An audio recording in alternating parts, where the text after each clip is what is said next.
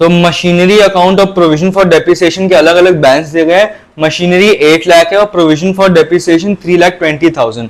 अब हमें यह बताया गया कि 1 अप्रैल 2020 हमने एक मशीनरी खरीदी थी 3 लाख की। तो मशीनरी जो 8 लाख है उसको तो हम दो में डिवाइड करेंगे, एक 3 लाख जो हमने खरीदी है और एक 5 लाख जो हमें पता है हमारे पास है, पर ये नहीं पता कि कितनी मशीन है, तो हम उसको अलग रख देंगे। सबसे पहले हम 3 लाख पे फोकस करेंगे और प्रोविजन फॉर डेप्रिसिएशन को अभी 3,20,000 पे ही छोड़ देंगे। अब किसी भी मशीनरी के बारे में हमें 4 चीजें बताना बहुत जरूरी है।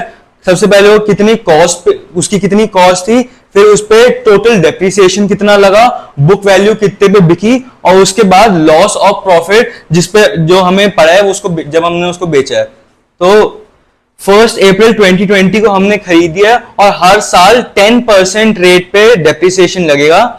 3 लाख की टोटल हमने मशीन खरीदी है तो उसका 10 लाख डेप्रिसिएशन होगा। 10% ऑफ 3 लाख जो कि यहां पे दिख रहा है 30,000। अब 3 लाख में से हम अगले साल 1 अप्रैल, ये यहाँ पे हमने 1 अप्रैल 2020 को हमने 3 लाख की खरीदी है, तो हम इस अकाउंटिंग पीरियड के एंड में जो 31 मार्च होगा 2021 में, उस पर हम ये डेप्रिसिएशन लेस कर देंगे। 3 लाख माइनस 30,000, तो 1 अप्रैल 2021 में 2,70,000 आ जाएगा। अब ये हमें 1 अप्रैल 2023 तक करना है जब हमने एक्चुअली जाके वो मशीनरी सेल की है।